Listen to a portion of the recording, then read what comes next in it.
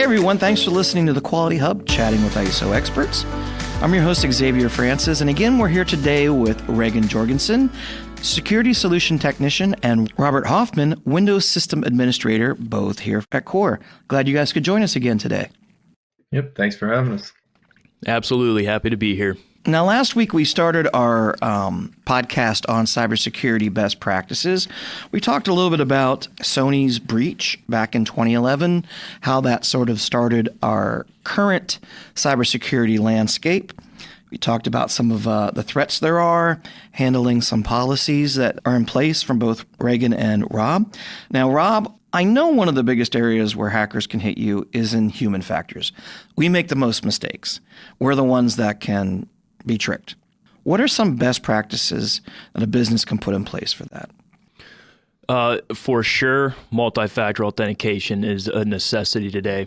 This incorporates another factor of authentication besides just the username and password, and it significantly reduces the risk of account compromise. According to Microsoft, over 1,000 password attacks are happening every single second. Every second? Yeah, it's pretty crazy. Wow, that is nuts. Yeah, that is nuts. Wow. Yeah, they just have like these scripts that just constantly go at different accounts, and so it's a way that hackers can get in just by compromising password and username, which there's a lot of weak passwords out there. Mm-hmm. So password? Yeah. Password? Yeah. And so if you have another factor on top of that, multi-factor authentication, which is typically just a code, you get a text message, you can biometrics.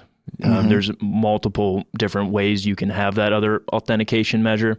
And I know a lot of people feel that that can be like intrusive, but when you're putting policies in place as a business, be aware that this is going to take a little more time for people to log in. Absolutely. So be aware that their productivity, you might lose a few minutes here and there, or if you have meetings and you have sign-ons that each person's coming in, turning a computer that's shared in or something like that, be aware that it might take a little more time, but it's for the purpose of security. Exactly. It's there for a reason. Yeah. Because like I said, 1,000 password attacks every second. The accounts that led to a successful attack, 99.9% of these successful attacks did not have MFA on the account. So the MFA makes a huge difference. It really does. It really does.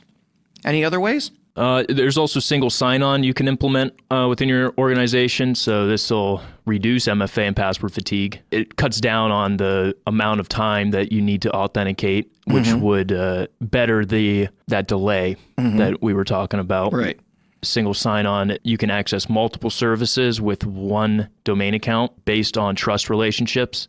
Okay. SSO allows a central location for admins to manage the accounts. They can block access, collect logs, and implement authentication policies under the same domain account. It's not the same thing as using the same password and username to log in. It's more complicated than that. Okay. There's some stuff going on behind the scenes that makes it more secure than using the same credentials for those logins. Right. SSO utilizes federation protocols. An example is SAML, SAML, which exchanges identity attributes between the applications. So the trust relationship of SSO reduces the dependency on passwords, which are the weakest link in authentication. I know you've implemented some of that around here, and actually it's really nice. I got to tell you, one, I feel secure. Two, it does it for me. Now, this is not the same as you have a password manager or you let Google remember your passwords, which you should never do. And it just fills it for you. This is an actual authentication from another domain that says, okay, you are who you are. We have a relationship. You can open up that software. Exactly. For sure, it's really useful. And back to MFA, underneath MFA is a solid, complicated password or passphrase. You want to have a good one. And a great tool to manage these passwords is a password manager. Password managers, they ensure you have a different password for every login. Yeah. Using the same password with various accounts is dangerous. If a password is compromised for one account and you have that password for another account, every other account with that same password is also compromised. Yeah. And the password managers, they do have typically built-in generators, which they completely randomize your password, with upper, lowercase letters, special characters, numbers, with various links. And then the password manager will store those passwords, store the URL for them, and you just need to log in with your master password, and then the password manager will do the majority of the work for you. You don't have to remember that long, complicated password. It'll autofill it for you. And depending on the password manager, they can also store your MFA tokens. Mm-hmm. And the thing that I like about it is you do only have to remember the one, your master password, but they're just extensions that can be put on browsers. So it's right there. You sign into it, and it'll autofill it for you, and that's really nice. You don't have to remember it as much. You just have to remember one password. Exactly. A lot of time, and they have them on your phone where you can password manager there. If I'm out remotely or at a different computer that I don't trust, I shouldn't say I don't trust, but I don't have that extension, and I'm not don't want to log into, I can pull up the password that way. It's very useful. Exactly. And I encourage people, it might be a little daunting at first to see a password manager and log into it and get used to its interface.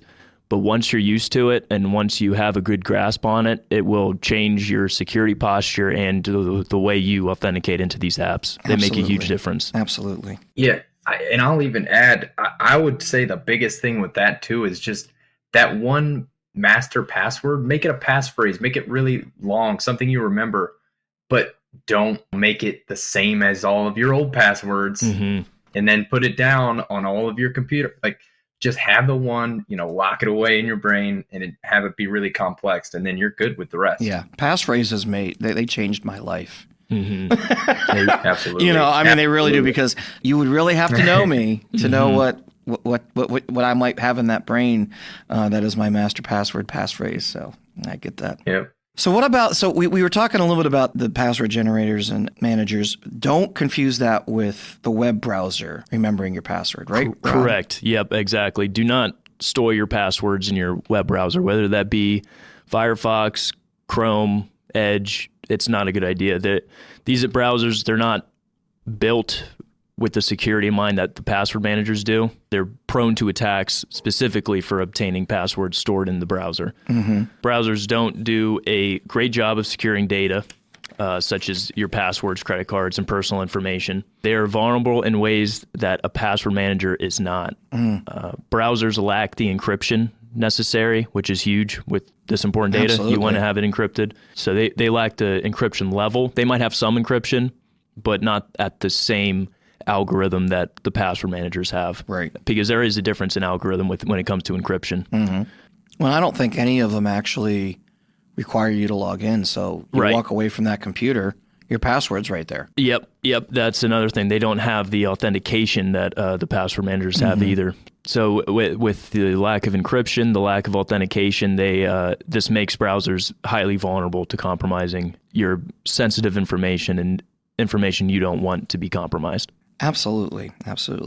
So back to the human factor. Are there any other things that we can do to help your workforce be aware and deal with cyber threats? Yeah, one of the most important things, because the human aspect of cybersecurity is the weakest link, is training employees to recognize these cyber threats.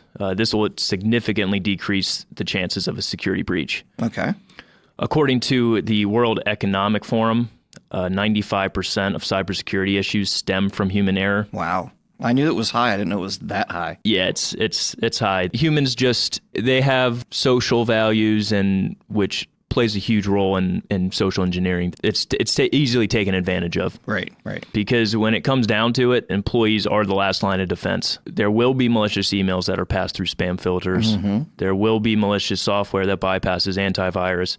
And there will be better and more sophisticated methods that no security hardware or policy will stop. And that's just a reality, especially because our technology is growing exponentially, and so are the people who are taking advantage of these technologies. They come up with this stuff at a quick rate. Mm-hmm. And absolutely. An educated organization on cybersecurity is an organization that can protect their assets, reputation, and customers from the ever-evolving cyber threats. Training the users and spotting the phishing emails, only downloading software that's from a reputable source, and reporting incidents as soon as possible, and informing your user base on common methods of attack, such as the social engineering, and making them aware of the different ways that they can get compromised will greatly decrease the chance of the human error. We use some training here that's usually a monthly cybersecurity training, and it just gives you details. And it's been so helpful. And I feel more educated, not just for work, but from home too. Right. I end up sharing some of this stuff with my wife and my kid, like, hey, Yeah, they make a difference in your personal lives for sure too. Yeah. This because in your personal lives, you have the methods of compromise as you do in the workplace. Absolutely. Yeah, I was gonna say exactly to your point you said earlier, Rob. It's like humans; they're just so they feel bad. If someone comes in and needs to get into the facility, they feel bad saying, "No, I'm not going to hold the door open for you." Yeah, exactly. But no one wants to be that person. But when you go through the training, it almost gives you the go ahead to know you're not being that rude person.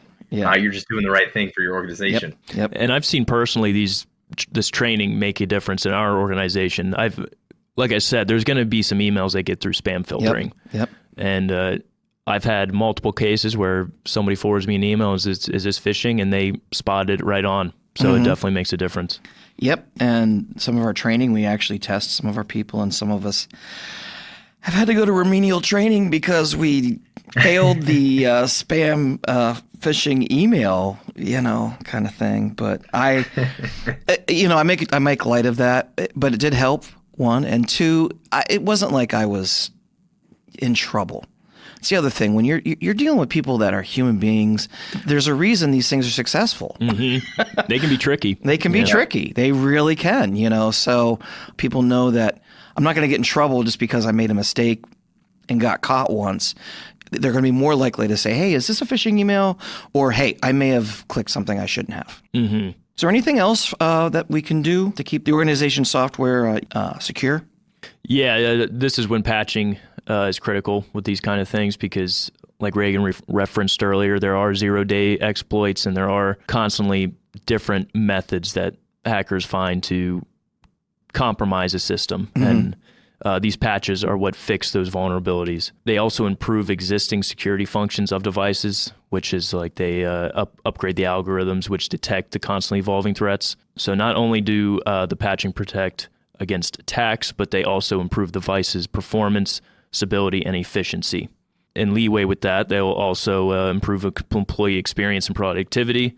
There is a downside. Sometimes they can also cause bugs and issues, which is why having a test environment to test these patches are also important. Yep. And I think there was, let's say it was a year or two ago, where Intel determined they had a chip issue that was a security vulnerability, and there was some firmware update that was pushed out that way. So it's not just your software. No. It can be the physical hardware within your computer. So making sure those are updated are really important. For sure. And these are the great insight, Rob. Now back to you, Reagan. What about when, not if, but when that incident happens? What's the importance of your response to it? A big thing is having an incident response plan just ahead of time, because it's not, like you said, it's not if, but when that attack does occur. Having an incident response plan is essential. So a few examples of the importance, at least, of those plans are: it enables timely detection in response to those security breaches, so you're not left out to dry for a week or two and you don't even know what's going on. Right. It minimizes the damage and the downtime by acting swiftly and following those established protocols. Okay. So if you have that plan in place and if you're going to do X, Y, and Z, if this attack happens, instantly you're making sure X is done, then Y, then Z. Yep. You have that plan and you can follow it. Also, when you do have that plan, you kind of preserve the digital evidence for investigations and legal purposes. So if there are many people involved or organizations involved, there will probably be investigations. Yeah. And you're liable. And honestly, right? if you have insurance, some of those things you need to prove to your insurance, hey, we did have this stuff in place. This isn't our fault. They're going to cover your costs for that litigation or whatever. They want to make sure they can see the proof that you did your utmost. Absolutely. And that's huge if you do have insurance. Yep. They will make sure, did you do this? And you should have the records to show it. Yep. It also kind of helps maintain business continuity during and after those events. So, if you have a plan in place to where if you get attacked and they steal data or they got into the network, are you shut down and for how long? Right, You know, right. do you have a plan? Will it affect your entire business, or can you kind of remediate while business goes on, however amount of time that is? Do you have the plan? Right, An right. incident response plan in general. It also ensures with compliance and regulation standards. If you have to meet compliance, especially in government work, if you have to meet compliance, you're going to have to show that you have an incident response plan in place. Like we talked about earlier with the supply chain, it's not just your organization that you're liable for. You're liable for some of the ones below, or above you that interact with you. And now they have to get audited. Now they have to get investigated. So it kind of ensures, having that plan ensures that you're ready for that and you can check all boxes. Yep. The last one I would say is that it enhances stakeholder confidence by demonstrating proactive cybersecurity management. So obviously, if you have those stakeholders, you have upper management looking at you, you want to have a plan in place just in case something does go wrong. That's right. They come asking questions. Yep, and they will. Well, that's some really great stuff when it comes to getting your plans in place when you need to have a response. In that same vein, Rob, how have security measures evolved since 2011 with the Sony attack, and what lessons can we learn from it? Among other security incidents during this era, this was a big era for these kinds of things. The Sony hack of 2011 shed some light on the critical cybersecurity infrastructure of the world, and how important they are to prevent damages to the services, clients, and reputation for these businesses. Multiple factors played a role in this breach, which all businesses can learn from today. Absolutely. Sony had actually experienced attacks prior to the big shutdown, so they should have been aware that they had some holes, and the vulnerabilities showed eventually led to the long-term outage. Okay. Sony was reported to not have some of the client data on their servers encrypted. So this data, including names, passwords, credit cards, addresses, security questions, easily obtained in clear text. So this magnifies the importance of encryption. It led to the private data of the customers being obtained maliciously. Implementing strong encryption and authentication systems on networks is a big lesson to take away from this. Yeah, it is. I from my understanding, that a lot of that information was just on a everyday spreadsheet. Yeah. Hey, let's just pop this in Excel and we'll get all the millions of people's information. Wow. The conducting a routine security audit of their systems that could have also prevented the breach. These security audits can show businesses what needs attention. And Sony, already being aware of the holes, should have done a security audit to address those. And then their downtime post-cyber attack could have been shortened greatly with some backups. Sony had to scramble to rebuild their systems, their networks, their services, because they didn't have trustworthy backups, and the network had to be rebuilt. This costs time, money. If they would have had a contingency plan, Yep. Absolutely. Yeah, the backups aren't really necessary until they're critical. You don't need them until you need them. 100%. Sony's response to the breach can be learned from. They took 7 days to acknowledge the breach. Wow. And they also provided inconsistent explanations for what happened. So this reaction that they had, it kind of damaged their reputation. Quicker notification to the public and then accurate information acknowledging what happened would have been a lot better for them. Yep. Sort of what you were talking to, Reagan, where, letting your stakeholders and people know. Absolutely. Once the services came back online, they forced the password resets across all the PSN accounts. They also provided free games. They offered free identity theft protection and a 3-month subscription to PlayStation Plus.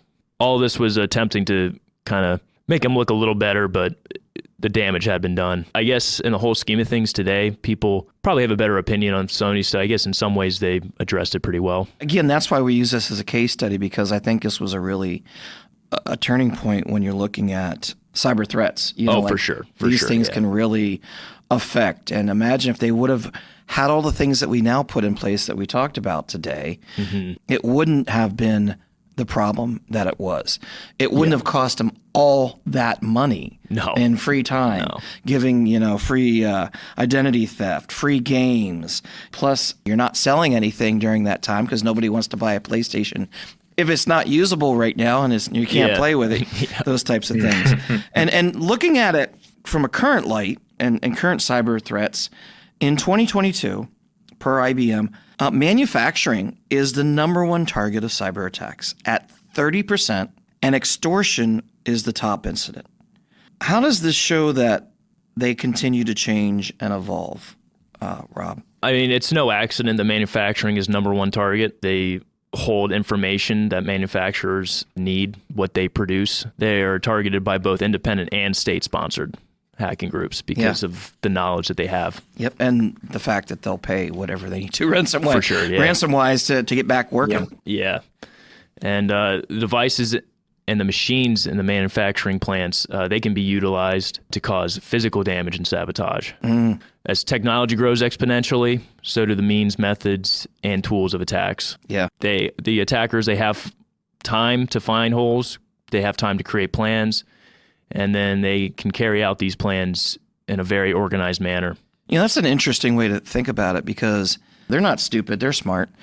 I'm not going to use this until I have a really good plan where I can get the most from it, or maybe hit the most places to get the most money. Especially with manufacturers, it's just, I know for a fact some manufacturers need certain machines or devices, and those machines or devices, like you said, X, it might be a Windows, 7, whatever it is, an old device that can't get updated because it has a specific reason for it. And that's finding a secure way to keep that on at your facility and then locking it down physically. Little things like that could help manufacturers as well. Absolutely. So as we do try to combat these threats, they find new ways. Am I right, Reagan? Absolutely. Yep. They've even, threat actors utilize the dark web to communicate. So they use it to share scripts, malware, plan their attacks. You know, they'll have a Reddit group on the dark web or something. Wow. Talking about what their next moves are. Wow.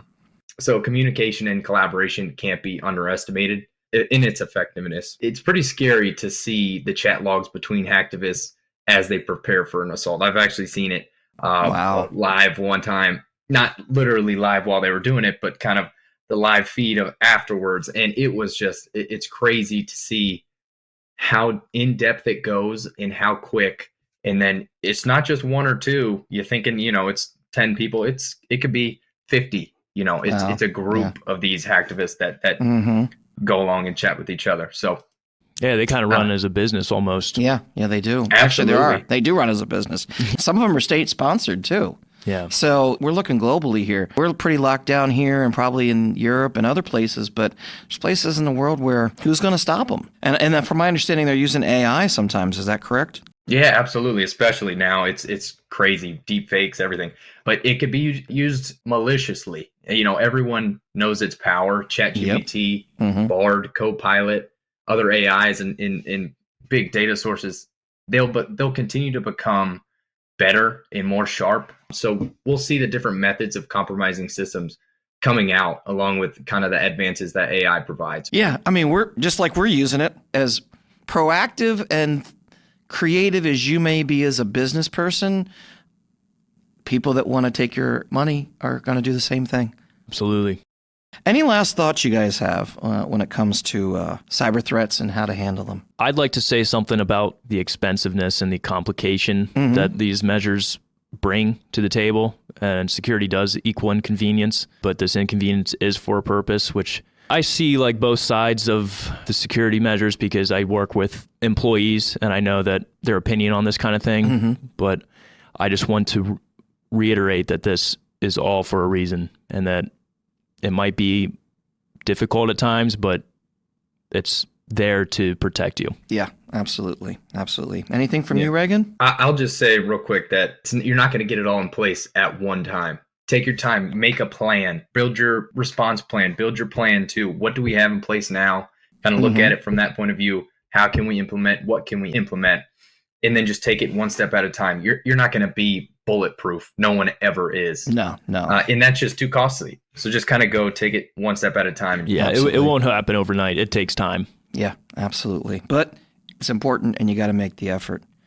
Really great to talk to you guys today. I really appreciate your insight, your information, and how you guys know, both from a network and a hands-on kind of way, how to handle some of this stuff. I'd also like to thank Sean Myers. He was instrumental in preparing for this podcast, and he gave us the idea when it came to the Sony breach, and he gathered all the data to use when it came to the case study for this podcast. Really appreciate his help, and you guys for being here. Absolutely. Thank you, Thanks. Sean, X, Rob. It was fun. Pleasure talking with you guys. Absolutely. And we want to thank everyone who's listened to our podcast today. We hope it's been informative for you. Now, if you're looking for more information about Core Business Solutions, how we can help you with ISO certification, cybersecurity, or even customized training, please email us at info@thecoresolution.com. Or you can also visit our website at www.thecoresolution.com. And if you haven't already followed us on your favorite podcast platform, be sure to do so. That way you won't miss the next Quality Hub podcast when it's released next week. Have a great day, everyone.